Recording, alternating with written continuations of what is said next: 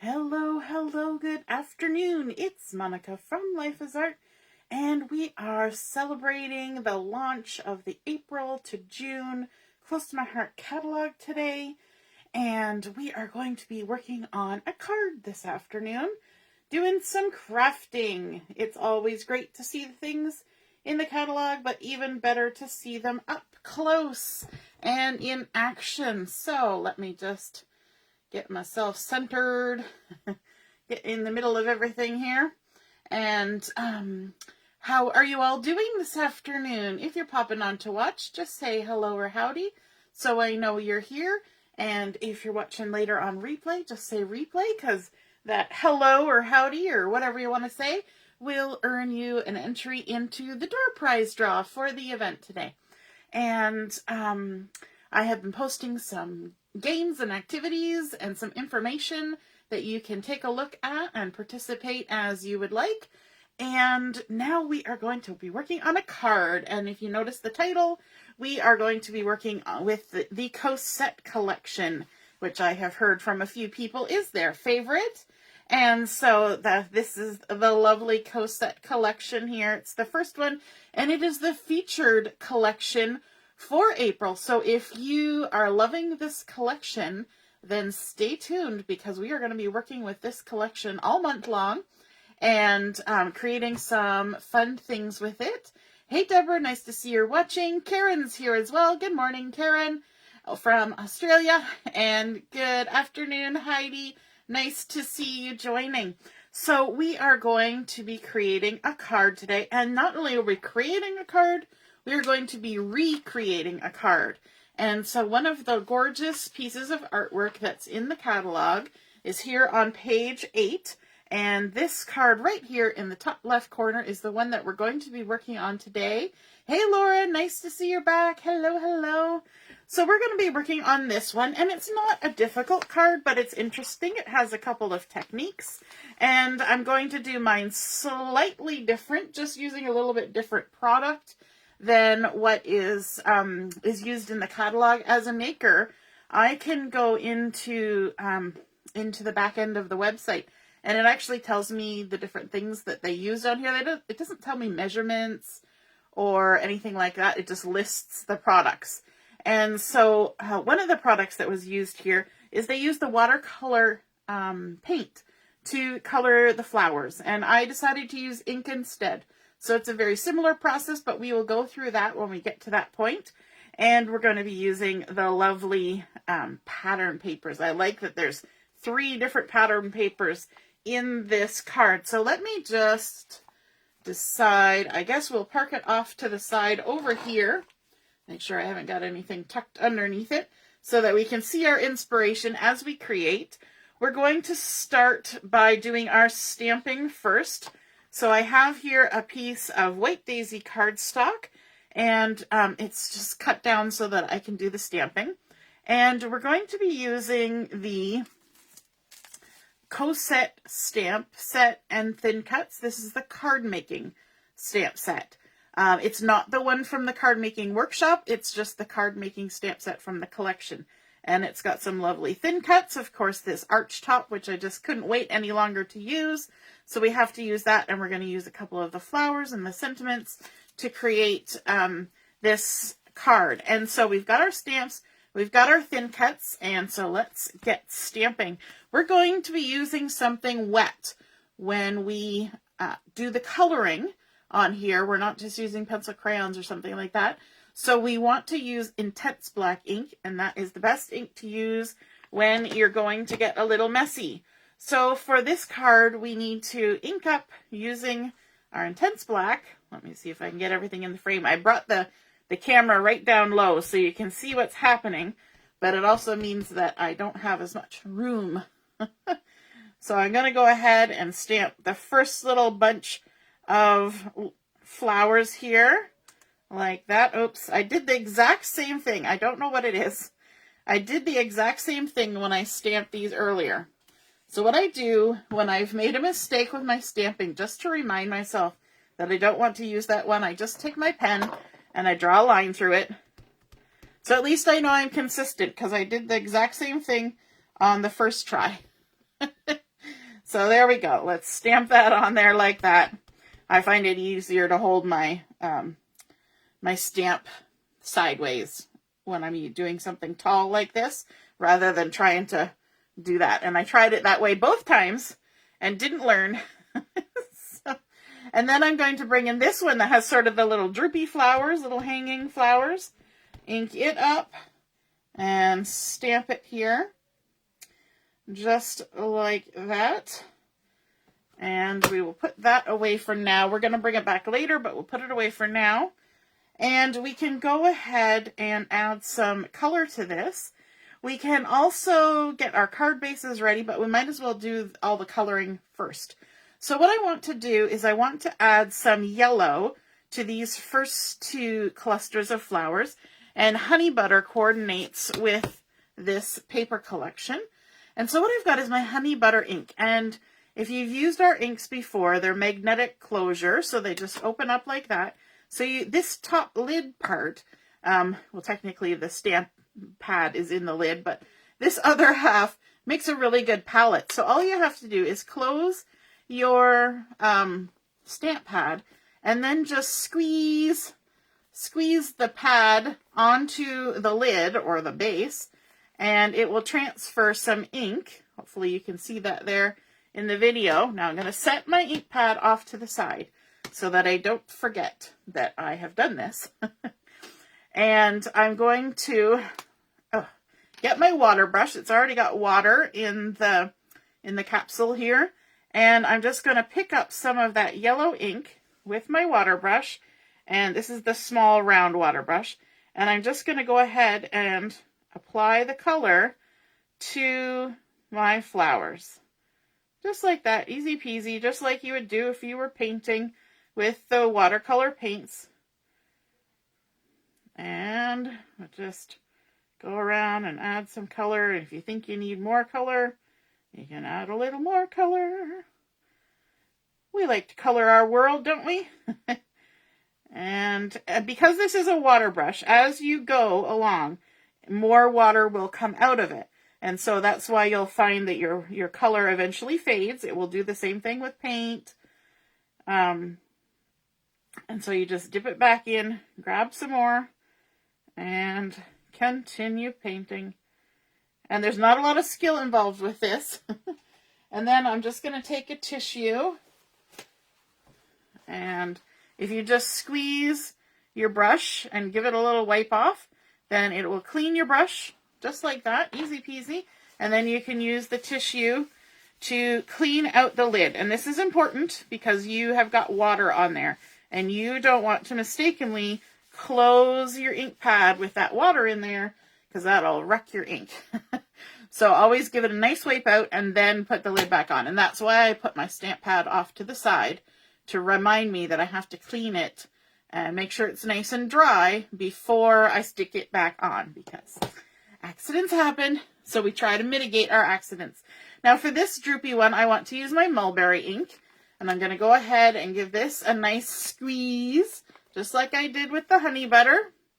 And there you can see my ink has transferred, setting the pad aside so that I can just use the lid. Again, I'm going to come in with my water brush and pick up that ink and just go ahead and paint my flowers. I always find this is quick and easy, and I know that my colors are going to coordinate. Sometimes when you use something else like the watercolor paints, you kind of have to play around with it until you get the color that you want, which is fine, and it's fun. And I love watercolor painting. I do it all the time. Even when I'm not scrapbooking or card making, I just do watercolor painting.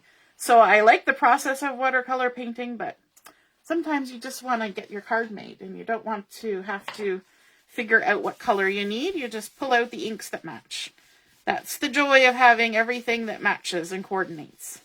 So there we go. We've cleaned out the lid. Now we can put it back on there. And then our last one is the pine. We're going to use pine to do our leaves.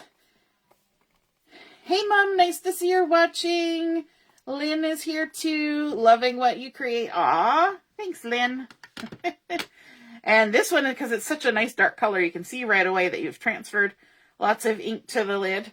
So we're just going to go ahead and color in these little leaves. Now you may have noticed that when I stamped these flowers, I stamped them and then I started painting the water right on there. And I didn't set it aside. I didn't blow dry it. I didn't do any of those things. And that's because the intense black ink is permanent. As soon as you put it down there, it dries right away. And it's not going to run. It's not going to bleed. It's not going to do any of those unpleasant things when you add moisture to it. And so you can just go right ahead and start coloring using markers, using ink, blending on top. Whatever it is you want to do, you can do it right away. And I love that. And I use intense black ink pretty much for everything. So now there's a lot of ink on here. And I'm going to make sure that I've got all the water, but I'm not necessarily going to waste all that ink. So on it goes. And so now these have been done. I'm going to set them aside for just a second because that is now wet.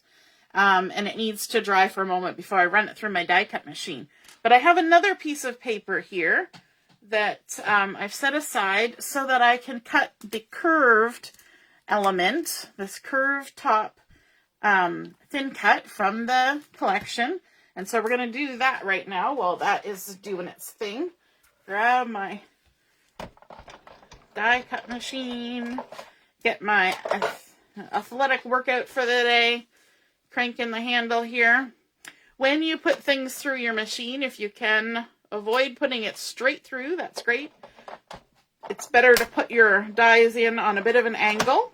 Doesn't have to be a lot, just a little, so you can see there, hopefully, that I put it through on just a smidge of an angle. And that makes it go through nicer and is better for your dies.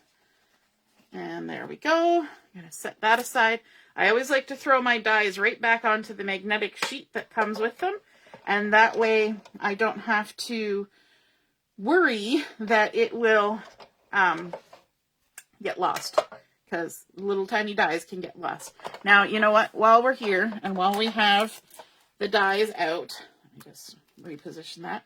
Let's grab the ones for the flowers. I know they haven't sat for long, but we're on live video. And so we're going to carry on with our making. Let me just find a little piece of washi tape here. This is where you keep that washi tape that's not very sticky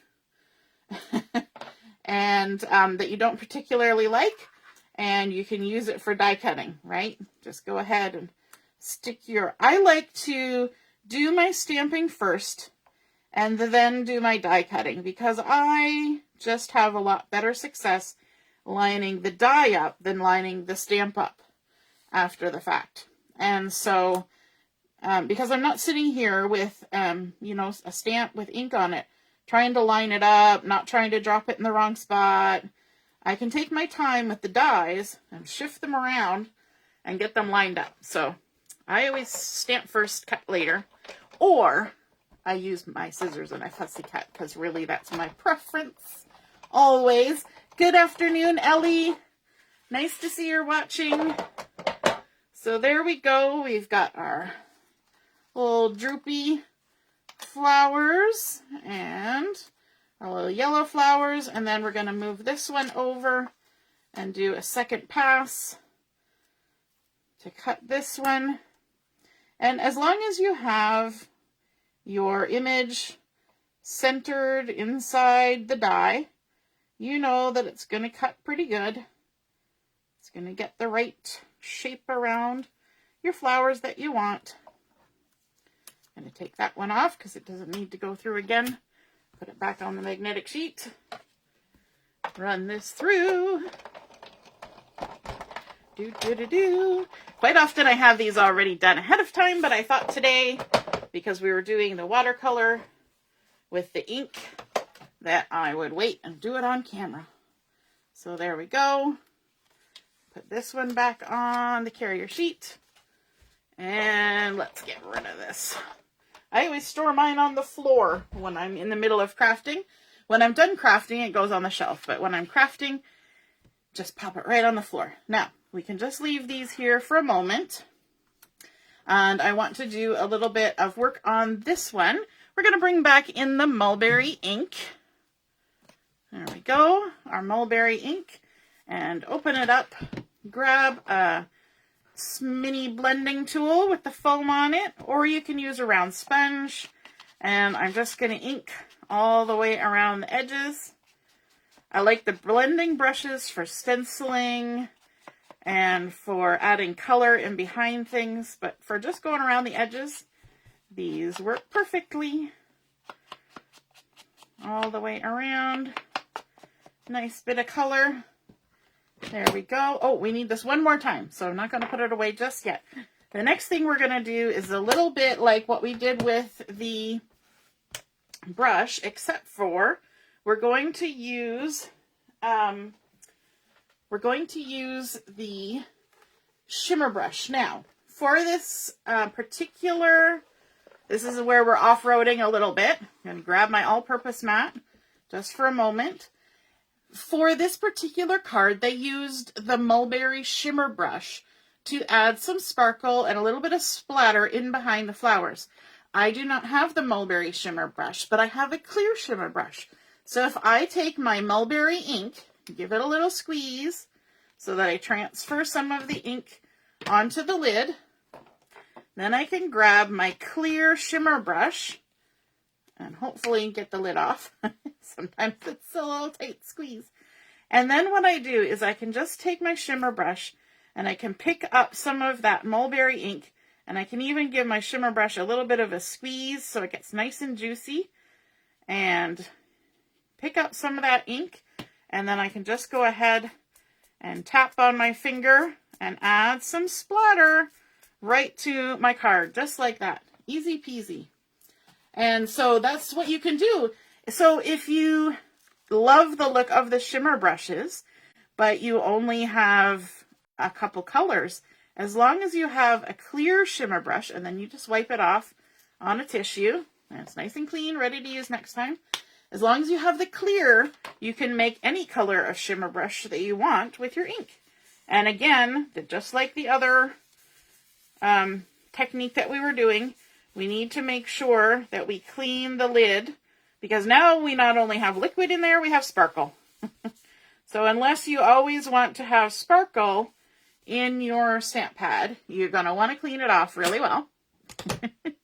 And there we go. We've got some nice little color and sparkle added by the shimmer brush. And I'm going to move my all-purpose mat out of the way. That was just there protecting my tabletop and my Versamat from getting splattered all over. We like to call that the messy mat. Hey, Samantha, nice to see you're watching. Robin's here too. Hey. All right, so now that we've got that, we can do some stamping on here as well. We're going to add the sentiment thankful to the top. So let me just grab my ink it up. And at this point, we want to make sure that we're not picking up any excess ink on our stamp block before we stick it on the card, because that would be sad now that we've gotten to this point. And then we're also going to say, for a friend like you.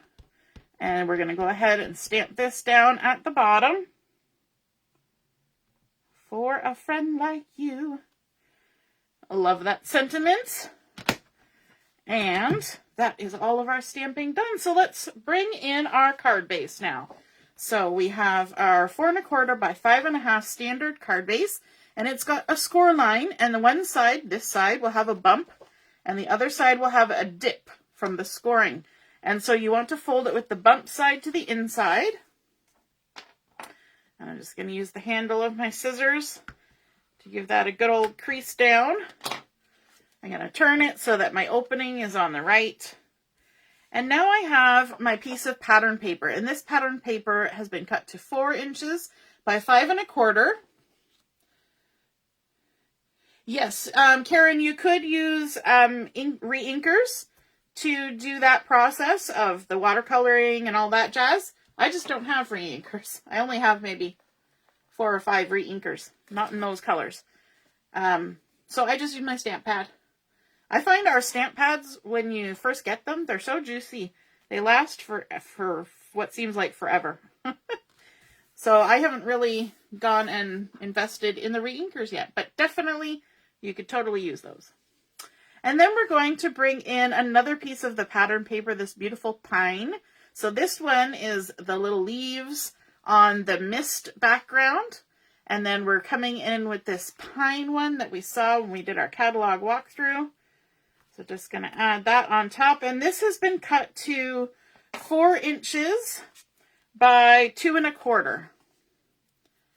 And we'll just add this on here about 1/2 inch from the bottom, centered on that mist pattern paper, like that. And then we have a piece of the beautiful multi-icons paper that's got sort of a French vanilla background.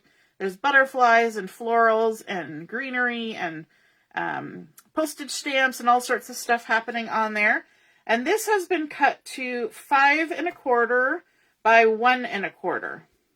Sorry, 1 1/4 by 5 1/4? Yes, 1 1/4 by 5 1/4. I don't know, you'd figure it out anyway. But if you have a pattern where it makes a difference which way you're cutting it, it's 1 1/4 by 5 1/4. And then we can go ahead and add this on here like that. Then we're bringing in our beautiful arch top piece that we have created with our inking around the edges and our mulberry shimmery goodness splattered on it. Now I didn't do this splattering that long ago, and so I can see on my Versamat when I flipped it over that I've got little bits of shimmer. So you want to give it a minute to dry before you flip it over like that. And then we can just go ahead and stick this centered on the front there, like so. So pretty.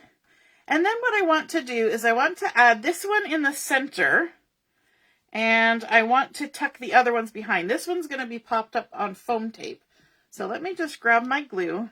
I'm just putting that one there to mark its place so that I know where it's going to be. And then I'm just going to add a little bit of glue down the stem of this flower.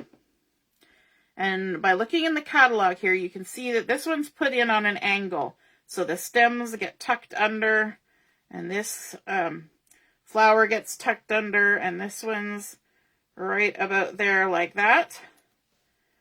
Like so. And then we come over to the other side. And I'm just doing it this way because I have to figure out the spacing for these ones. I could probably add them after I foam that one on, but we can do it this way too.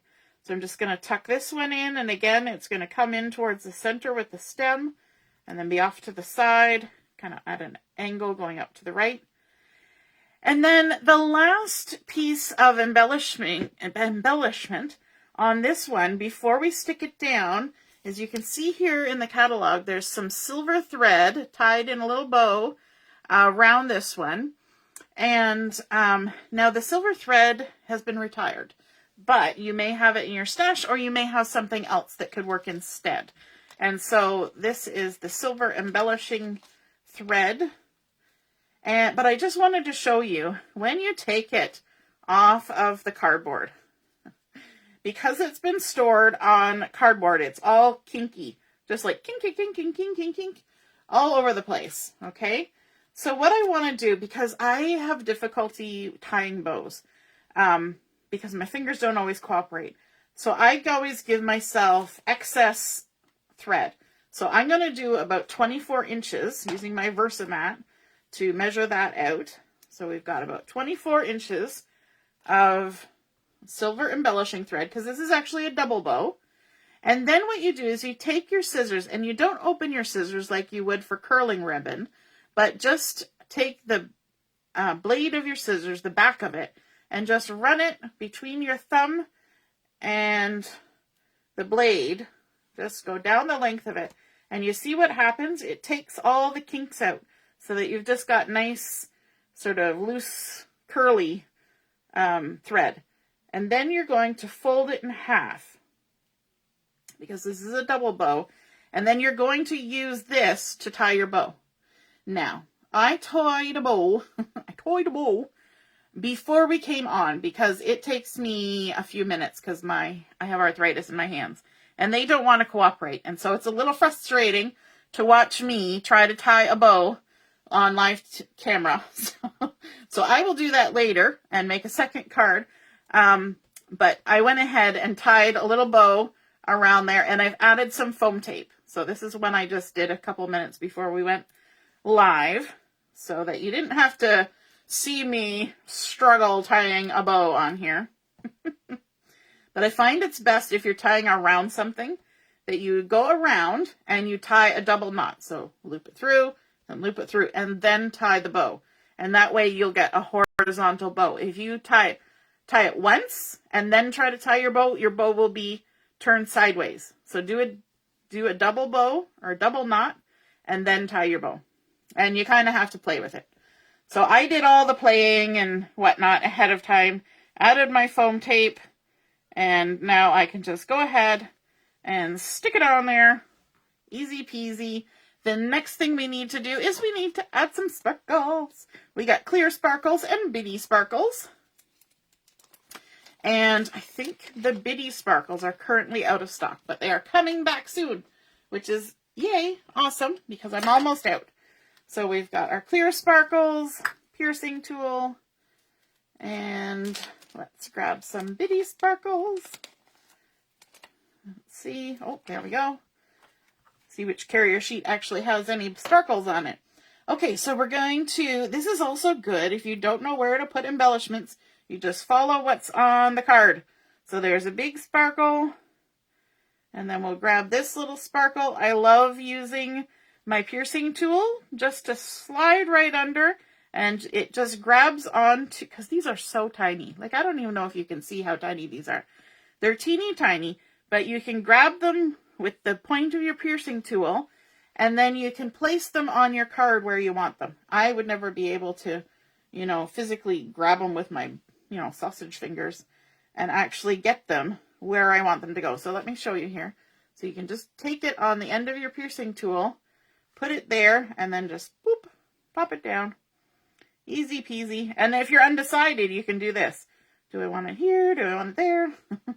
It's great for the indecisive amongst us. And so we're just going to pop that one on there. And then another one up here. Because we're making little triangles, we love adding our embellishments in triangular format. So there we go. We have completed the card from page 8 from the Cosette Cardmaking stamp set artwork. And we started out with our card base. We added on 3 layers of different pattern papers. Then we die cut our archway and inked around the edges with Mulberry. Did some splattering by picking up the ink with a clear shimmer brush that adds a little bit of glitz on the backside there. And then, of course, stamping our sentiment. We stamped our flowers with our intense black ink, and then we used Mulberry, pine, and honey butter inks and a waterbrush to paint them in, and then a little bow with our silver embellishing thread and some bling, some bitty sparkles and clear sparkles to finish off our card. So I hope you guys enjoyed seeing how that artwork in the catalog was created, and I hope you try to make this card for yourself, and I would love to see it when you do. All right, now we will be back on at 5 o'clock for one more crafting session before the end of the day, and I'll be posting a couple more games and some more information, and we will see you then. All right, toodaloo!